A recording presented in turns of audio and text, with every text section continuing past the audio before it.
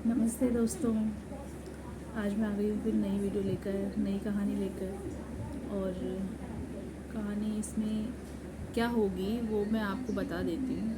देखो, मैं मूवीज़ पे बात कर रही हूँ कई दिनों से, तो आज भी थोड़ा मूवीज़ पे, फिर उसके बाद डेली रूटीन पे या फिर कोई एक्सपीरियंस वाली बात, उस पर बात करूँगी। तो मूवी से शुरू करते हैं।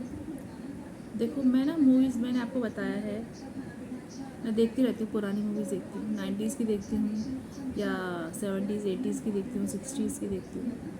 तो वो देख के मुझे इंस्पिरेशन मिलती है जीने की, क्योंकि आजकल का युवा, आपने देख रखा है, कुछ नहीं है उसके पास, जीने की उम्मीद नहीं है। मनोरंजन के कोई सॉलिड रीज़न नहीं है। मतलब वो मटेरियल में अगर आज के बच्चों को आप देखोगे ना, उनके खेल क्या हैं? फ़ोन पे गेम खेल, वर्चुअल दुनिया में खो रखे हैं। या फिर उन्होंने अगर बाहर भी खेलेंगे तो वो कुछ ऐसे गेम खेलते हैं, जैसे आप मॉल में जाते हो तो मॉल में उनको गेम क्या दिए जाते हैं? बॉल्स दी जाती है, उन बॉल्स में कूदो। मुझे समझ नहीं आता उससे क्या नॉलेज मिलेगी आपको। या फिर उन्होंने एक वीडियो गेम चला देना है, उस पर बाइक पे बैठा देना है प्लास्टिक की, और आगे कंप्यूटर पे जो बाइक चल रही है उसको चलाना है। मतलब इस तरह से गेम्स या माइंड उनका कन्वर्ट किया जा रहा है, जो मुझे समझ नहीं आता कि इससे क्या फ़ायदा होगा। कहते हैं आपको आगे जाना है, आगे शताब्दियों में इसकी ज़रूरत पड़ेगी, आगे नए आने वाले सालों में क्या ज़रूरत पड़ेगी? वर्चुअल दुनिया में जी के क्या मिलेगा? यहाँ रहो, आज में रहो, प्रेजेंट में रहो। क्या खा रहे हो, क्या सोच रहे हो, और क्या कर रहे हो, इन बातों पे ज़्यादा ध्यान रखो, वो बेटर रहेगा। तो जब मैं 90s की मूवीज़ देखती हूँ तो उसमें भी गांव की मूवीज़ होती है, गांव की कहानियाँ होती है ना। ज़्यादातर गांव की ही कहानियाँ होती है, क्योंकि भारत एक कृषि प्रधान देश है। तो कृषि प्रधान होने के साथ साथ वहाँ का मीडिया भी कृषि से रिलेटेड या संस्कार संस्कृति से रिलेटेड ही आपको मटेरियल देगा, है ना।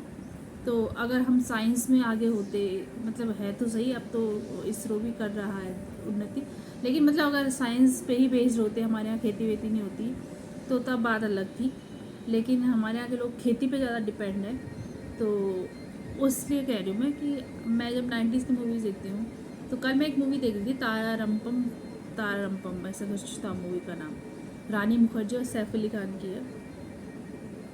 तो उसमें बच्चे अपने माँ बाप से बिछड़ जाते हैं, उनके माँ बाप की मौत हो जाती है। तो उनको, जिसने एक्सीडेंट से, जिसके साथ एक्सीडेंट हुआ था, वो उनके बच्चों को फिर केयर टेकर बन जाता है उनका।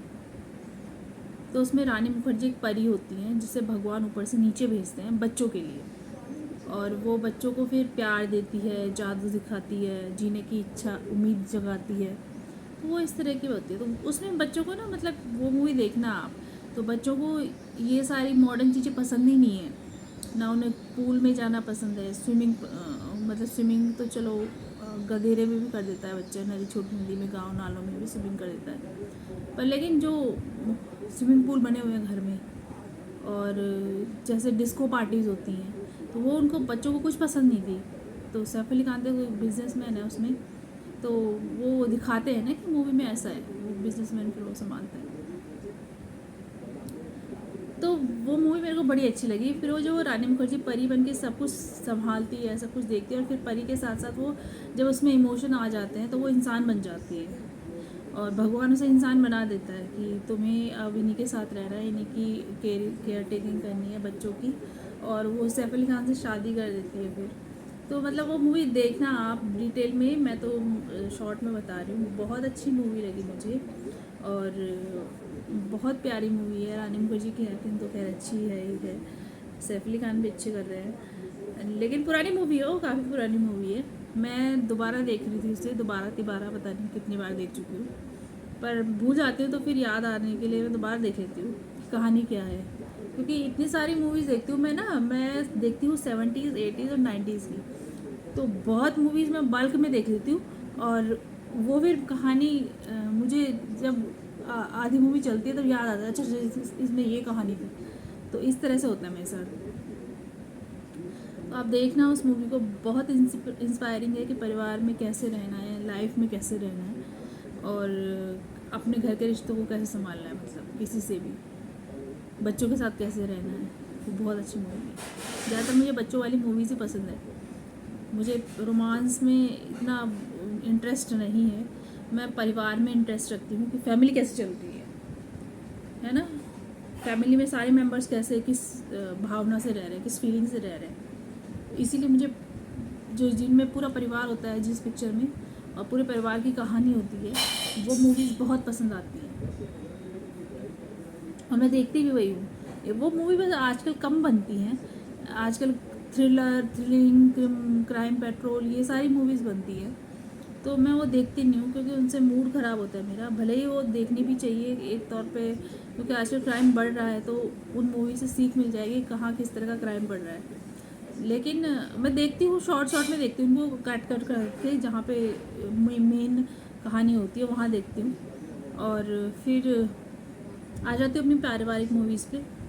और पारिवारिक मूवीज़ सबसे बड़ी धरोहर है हमारी, क्योंकि देखो वो ना, परिवार, क्योंकि रहना तो आपको परिवार में ही है, और क्राइम परिवार से ही शुरू होता है या आपके आसपास से ही शुरू होता है। तो अगर आप अपने आसपास और अपने परिवार का माहौल सही रखोगे तो आधा क्राइम तो वैसे ही कम हो जाएगा। तो ये थी मूवी पे बात। अब रोज़ाना की बात, आजकल श्राद्ध चल रहे थे, अब श्राद्ध आज मेरे ख्याल से लास्ट है, आज या कल में लास्ट है, तो मैंने टीका लगा रखा है। हमारे यहाँ भी हमने सारे पितरों को, जितनी जब उनकी तिथियाँ गतियाँ थी, तो भोजन कराया है, भोजन बनाया है। और अब आज भी था, तो आज लास्ट था, तो आज भी किया। अभी कल अमावस्या है शायद, तो उस दिन भी करते हैं, तो कल या परसों जब भी होगी। पर मुझे, अगर मैं ये गांव में होती ना और ये काम गांव में करना पड़ता, तो मुझे बहुत खुशी होती, कि वहाँ का माहौल ही अलग है। वहाँ नेचर इतना एडजस्ट करता है आपको इन सब त्योहारों में, कि आपको लगता है कि अभी भी आप सतयुग में जी रहे हो। मेरे गांव का माहौल तो ऐसा है। लड़ाई झगड़ा होता है, क्योंकि लड़ाई झगड़ा तो हर जगह होता है, किसी के हिसाब से काम ना हो तो लड़ाई झगड़ा हर जगह होता है। परिवार रहेगा तो लड़ाई, बर्तन आप किचन में रह सकते हो धो धा रख के, फिर दोबारा उठाते हो तो गिरते पड़ते तो है ही ना, तो ये तो चलता है। पर वहाँ का माहौल अलग है। अब नवंबर में, अगले महीने दिवाली के 11 दिन बाद, वहाँ दिवाली कब मनाई जाती है मुझे नहीं पता, क्योंकि यहाँ और वहाँ जो पोथियाँ हैं वो अलग अलग चलती है गांव में। तो वहाँ की दिवाली कभी एक दिन आगे और यहाँ की दिवाली एक दिन पीछे ऐसे हो जाता है, या वहाँ की दिवाली एक दिन पीछे, यहाँ की दिवाली एक दिन आगे, ऐसे हो जाता है। तो मुझे नहीं पता, पर दिवाली के 11 दिन बाद वहाँ पे मेला लगता है, सीता माता के नाम से, मनसार कहते हैं उसे। इस बार भी है, अब नवंबर में आएगा वो। तो हमारी प्लानिंग तो है शायद जाने की, कभी कभी कैंसिल भी हो जाती है, इसलिए मैं शायद बोल रही हूँ, क्योंकि फिर उसके भी रीज़न है, कई रीज़न है। लेकिन अगर हम जाएंगे तो मुझे बड़ा इन्जॉय करना है वहाँ पे जाके फिर से, चाहे मैं 3-4 दिनों के लिए ही जाऊँ, क्योंकि अपना घर और अपना गांव और अपनी मिट्टी सबको पसंद होता है। तो अभी मेले की शुरुआत वहाँ हो चुकी है। लोग मतलब अपने लिपा पोती, चूल्हा चौका नया करना, ये सब कर रहे होंगे। हम भी करते थे, जैसे ही दिवाली आती थी या जैसे ही मेला आने वाला होता था या दशहरा आने वाला होता था, तो उससे 1 महीने पहले, या हाँ 1 महीने पहले ही हम लोग चूना, वो क्या कहते हैं उसको, पेंट करना, मतलब चूना, सफ़ेद चूने से करते थे पहले तो लोग, अब तो कलर आ गए। पेंट करना शुरू कर देते थे और चूल्हा चौका करना शुरू कर देते थे, वो लीपा पोती। और अभी तो आजकल वहाँ मंडाई, क्या कहते हैं, मुंगराई वगैरह चल रही है। जैसे जो फसल हुई है वो फसल कट रही है, कटने के बाद मुंगराई होती है ना, उसको घर में कूटते हैं, कुटाई मंडाई छटाई सब हो रही है, तो वो चल रहा है। और जब हम होते थे गांव में तो हम भी ये करते थे, हमने भी कुछ खेत कर रखे थे और हम भी फसल काट के लाते थे, उसको कूटना ये सब होता था। बड़ा इंटरेस्टिंग है वो काम, बड़ा इन्जॉय करते थे हम उसको। और फिर दिल्ली से लोग आते थे गांव, तो वो मेहमानों का आना, उतनी घर में भीड़ होना, और साथ साथ ये पारंपरिक काम करना, आपके कृषि से जुड़े हुए या त्योहारों से जुड़े हुए, वो घर में एक अलग ही ऊर्जा देता था, बहुत अच्छा लगता था। तो वो दिन मुझे याद आता है, वो मेरी मेमोरी में फिट हो रखे हैं। तो मतलब अब जब भी कोई त्यौहार आता है तो मेरे को, मैं उसी सीज़न में या उसी साल में चली जाती हूँ। मुझे ऐसा लगता है अभी भी मैं वहीं पे बैठी हुई हूँ, मैं वही काम कर रही हूँ, और अभी भी मेहमान आ रहे हैं। तो वो मेरे को मतलब मेमोरी में इतनी अच्छी तरह से फिट हो रखा है, और मेरे जैसे सबके मेमोरी में फिट हो रखा होगा, तो वो बहुत अच्छा लगता है। और इसीलिए मैं कहती हूँ हमारे हिंदू धर्म के व्रत त्यौहार बहुत अच्छे होते हैं स्वास्थ्य के लिए। मेन स्वास्थ्य ही तो होता है, स्वास्थ्य और दिमाग के लिए। तो ये सब चीज़ें, बातें बहुत अच्छी लगती हैं मुझे अपने धर्म में, क्योंकि हमारे अब त्यौहार बहुत होते हैं, और त्योहारों से ही आपकी ऊर्जा बनती है, माहौल बनता है, परिवार बनता है, समुदाय बनता है, समाज बनता है।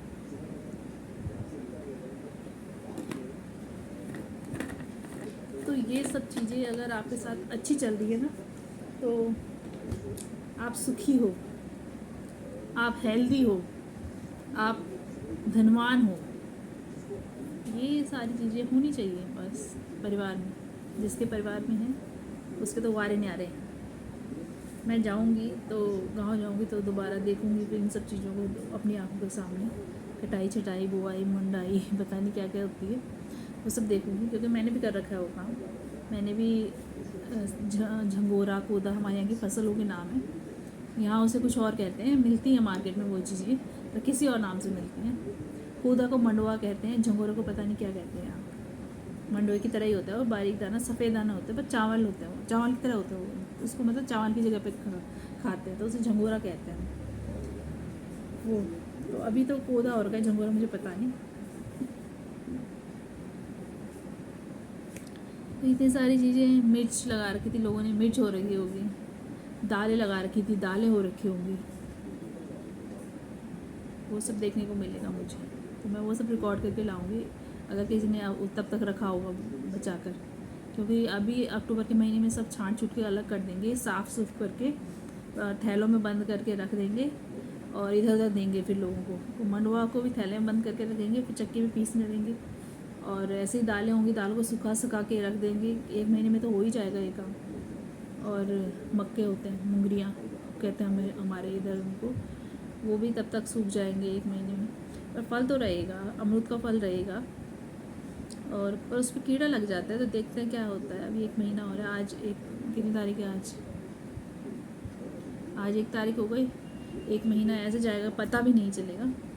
तो मैं उसी का वेट कर रही हूँ, कब जाऊँ मैं गाँव।